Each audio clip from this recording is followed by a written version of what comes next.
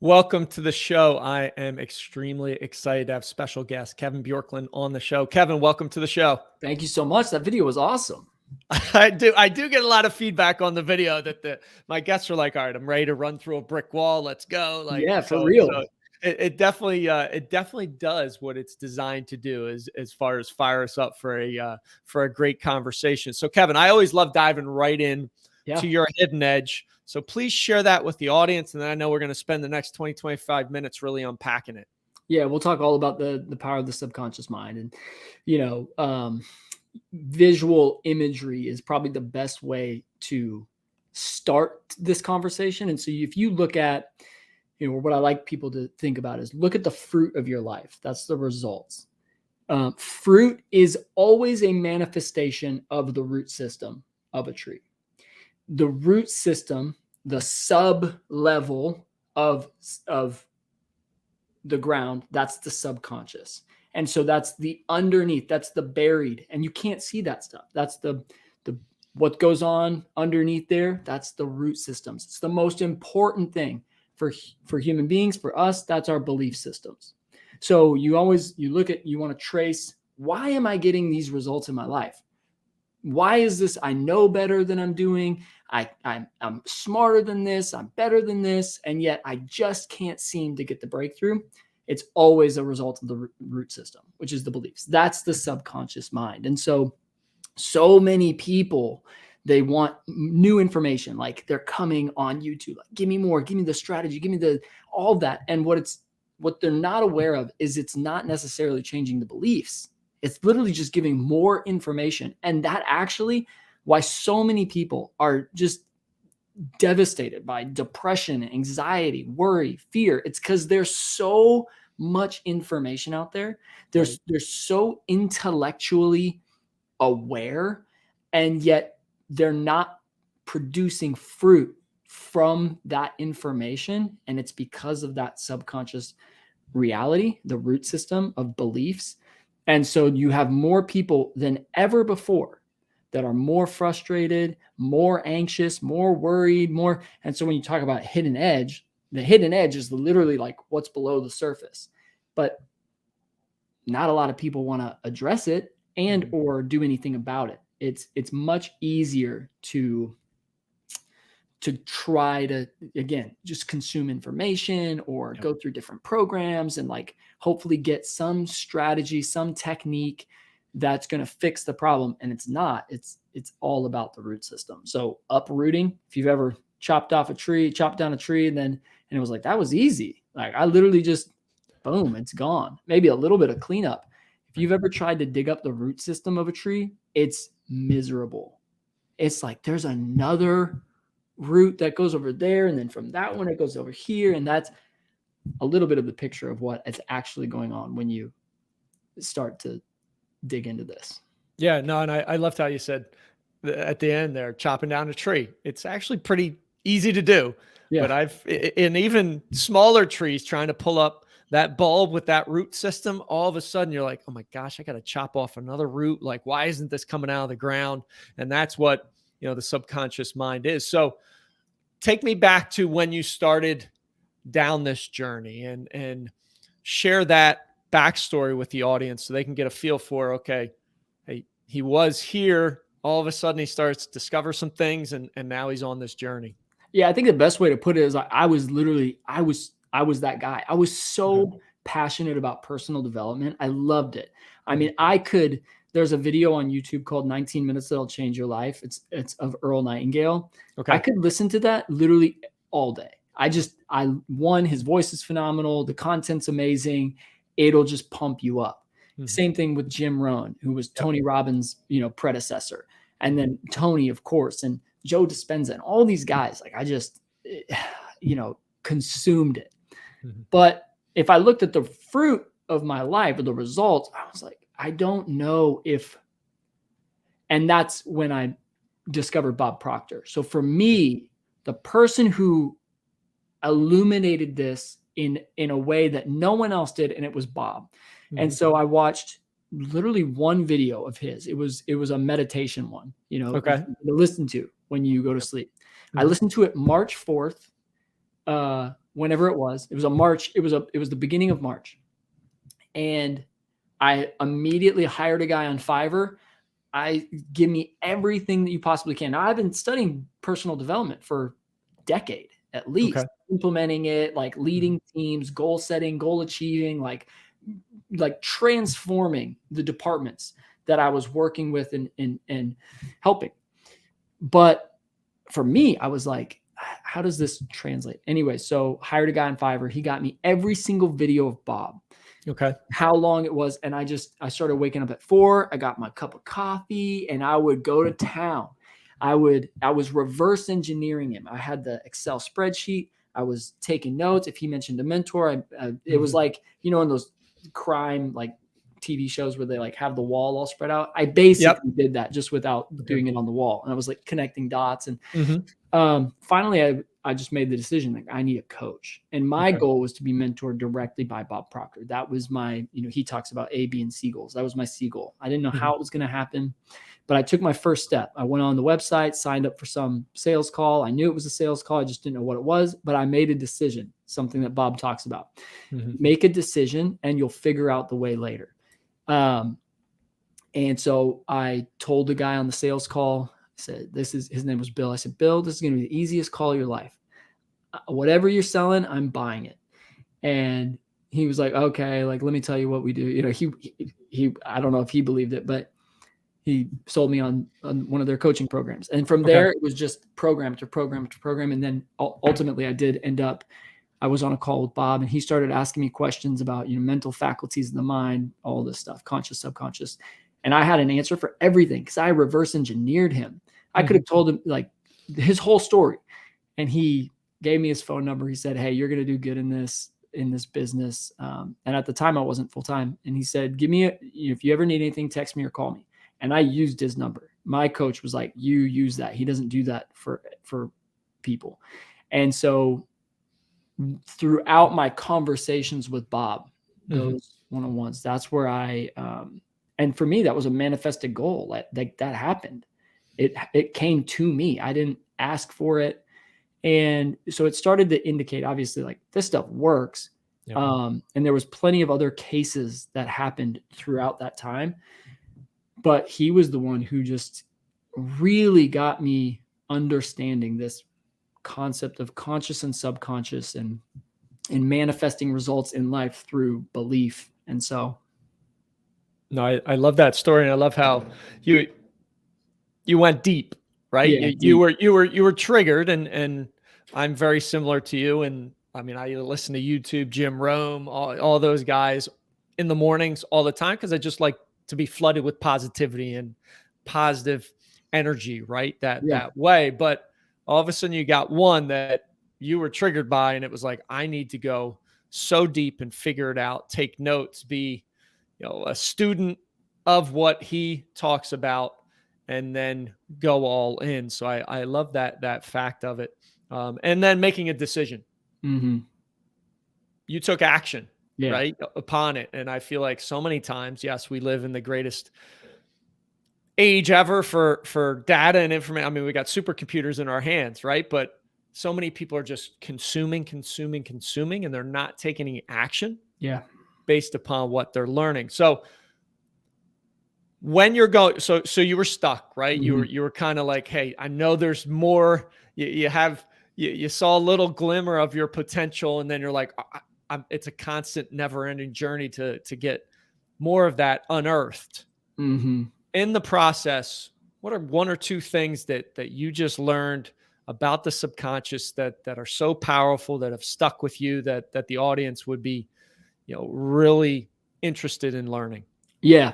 Let me say this real quick, because I got glimpses of my potential, and I started to believe in the potential that was dormant. So a lot of us, we can hide behind success and we can get comfortable. And so for me, it was like, there was major successes, and yet it didn't align with this thing that was on the inside that was prodding me, but with that there's a little bit of fear that comes with that, of oh, am I really going to go all in on the dream that I have? Like that's vulnerable. Now I have to be completely vulnerable. I could fail. I can't hide behind successes.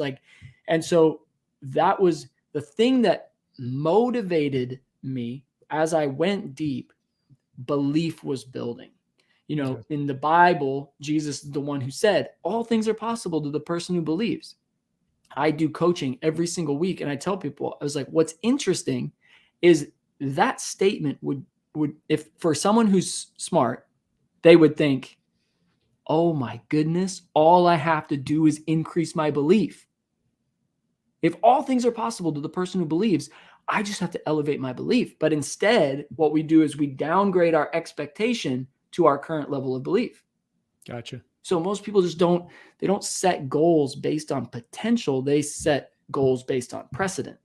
That's a killer of potential.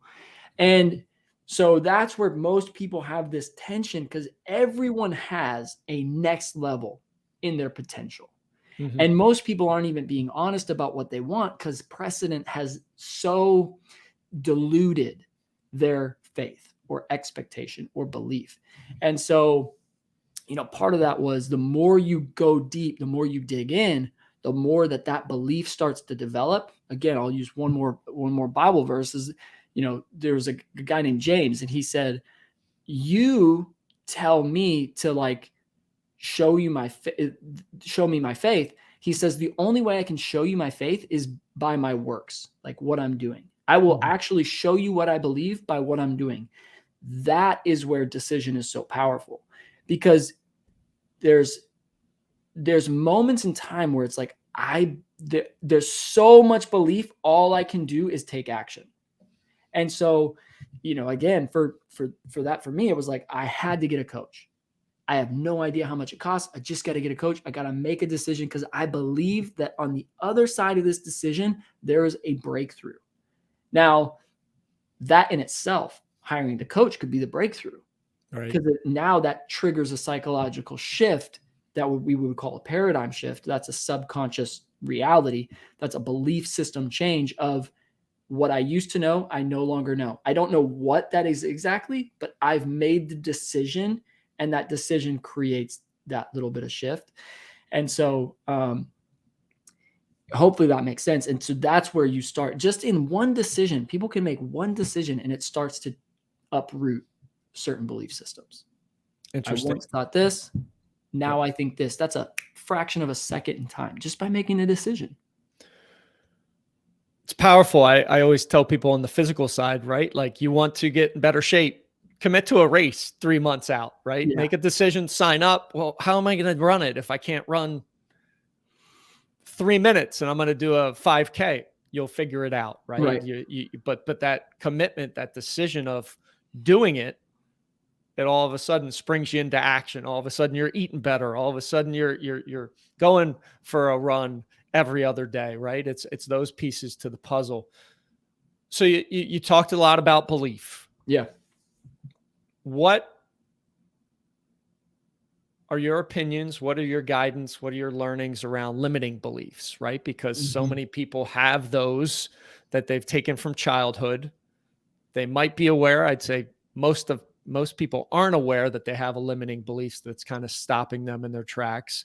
How they identify it, and then, is there anything you in your coaching, your practice, that you'll like to have clients do and implement that helps kind of remove that limiting belief and step into a new belief pattern? Yeah, it's such a great question.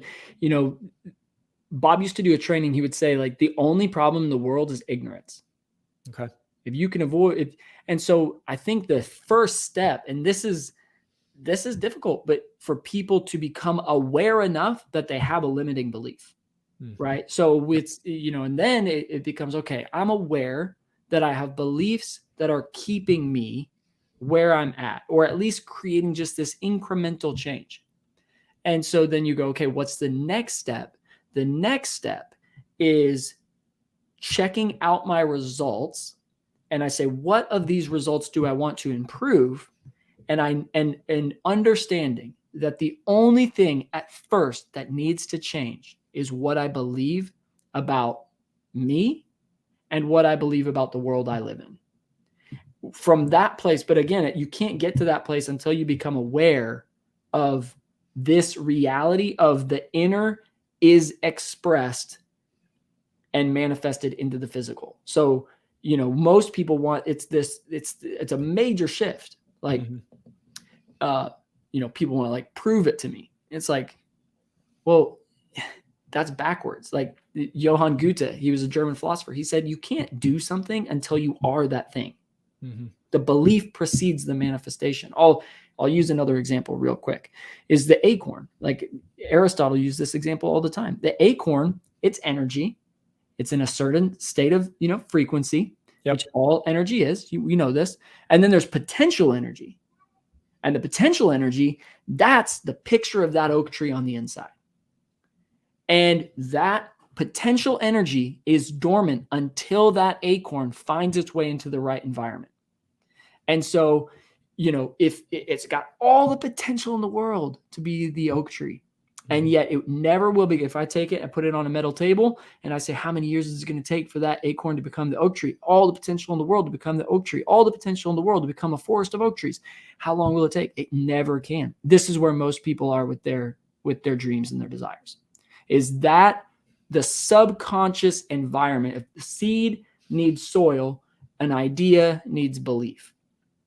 And so once the idea is rooted in belief, it will conceive and begin to go into that process, that universal law of gestation, which all seeds have to go through that process. It's the same thing with these invisible seeds. Now, Andrew Carnegie is the one who said any idea that's held in the mind, that's emphasized, that's either feared or revered. So that's, conscious is our thinking mind, subconscious is our feeling mind, that's in our emotional, that's our heart.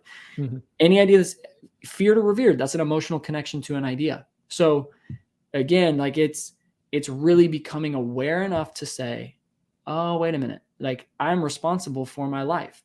Nobody else. Like nothing else is going to do for me what I need to have happen, to see this come to pass, except for I do need to change my inner reality. And that's obviously conscious, subconscious. Hopefully I'm answering the question. Yeah, you were, and something popped up as you were going through it, like the aware of the limiting belief. That puts right in my mind, like you're getting the same result. You're trying different things, but you're getting the same result. Like you haven't then fixed that soil. You haven't fixed the roots down in the subconscious mind, because you're trying everything, and that's back to like consuming personal development, right? Your next coach, next strategy, next course, but you're always still getting the same thing. That to me is, you've got a limiting belief, something that's stopping you. And that should be your trigger to, okay, I've got an awareness now. Now I gotta figure it out. Yeah. And I would say, even for like thinking about that, it's just go all in with, once you find, like for your clients and people who have worked for you, they've gotten results when they've done the work that you've coached them on doing. Right. So it's like, just go all in. And what a lot of people do is like, they kind of go in, and then they kind of go in with the next thing, and then they kind of go in with the next thing, and they kind of go in with the next thing. And it's like, go all in on, and so you've seen that where your clients, they're like, this is game changing. It's like, what was it? No, you just went all in.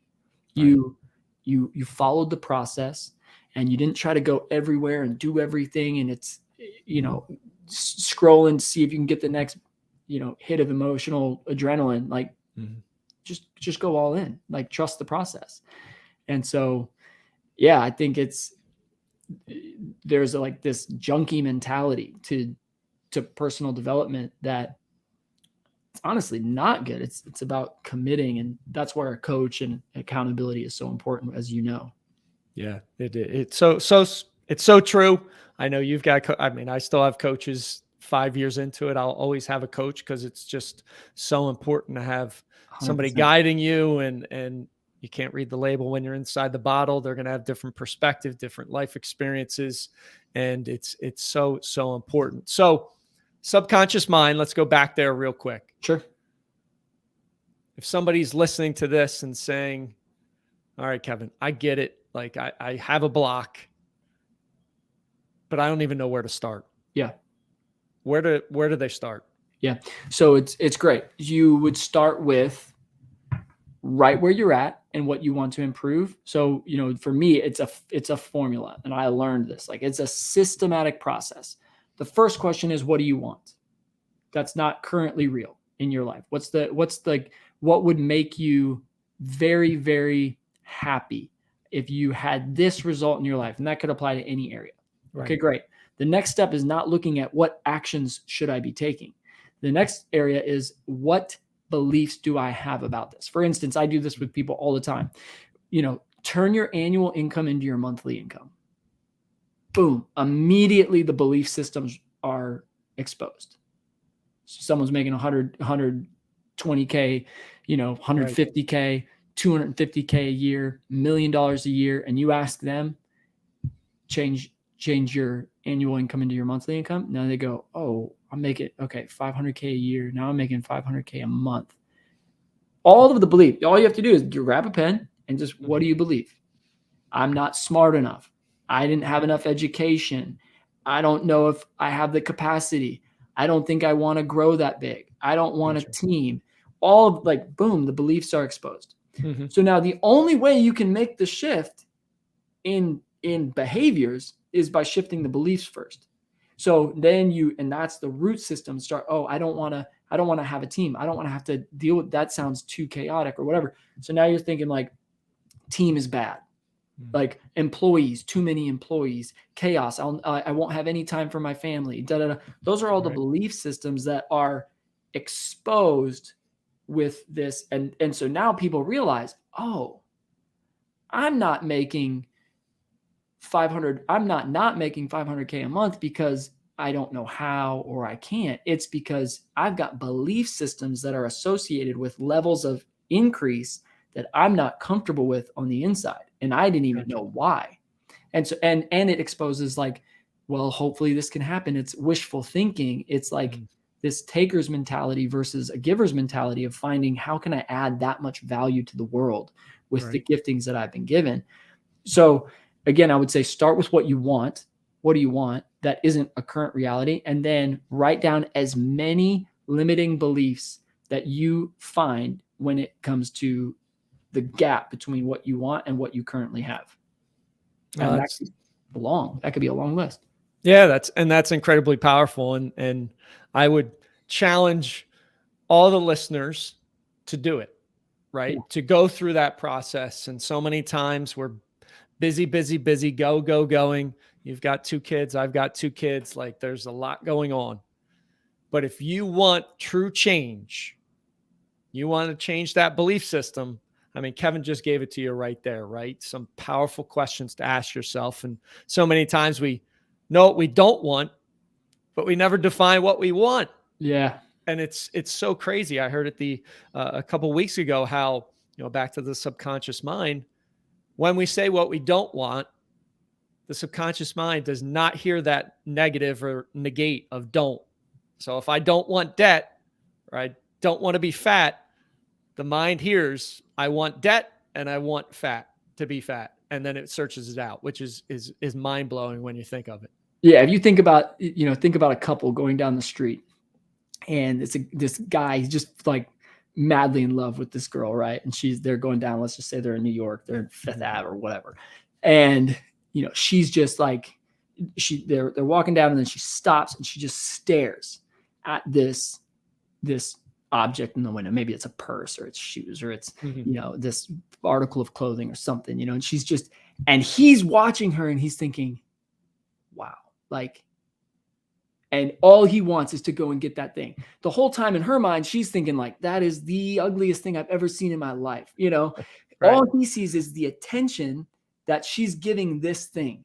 Right. And he wants to, whatever he can do to get that thing that she's giving attention to, he's going to do it because he loves her. That subconscious, conscious, like the subconscious it cannot reject information. It is constantly aware of the attention to what we're giving, especially emotional attention. So the last thing I would say about subconscious is the only way you can get information into it conditionally accepts. right? So it can't reject, but it conditionally accepts.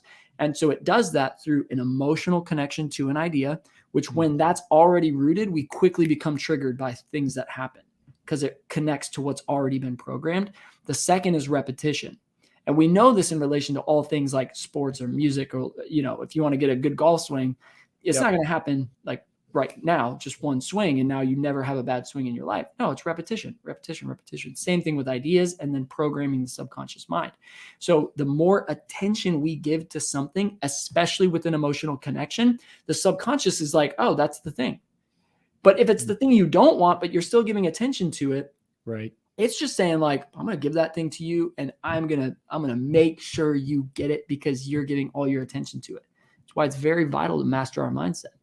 Oh, that's a wrap right there, man. That was awesome. I love that story and way to kind of pull it to a close. Kevin, amazing conversation. So incredibly powerful. Where can people find you? Yeah, they can go to mindsetmastery.life, and there's plenty of resources there to help master the mind and live on purpose with intentionality every single day. So there you go. Love it. Thanks so much for being on the show. It's a pleasure. Thank you. Thanks for listening. Thanks for watching. Create a legendary day. Rise, fight, love, repeat. Get after it. And I'll talk to you soon. Thank you for listening to your Hidden Edge podcast. You are now part of the movement, part of a tribe who's on a mission to uncover their hidden edge. We're stronger together. So please share this. Show up with one person in your network that you want to help. Together, we can empower others, and connected, we can make a dent in the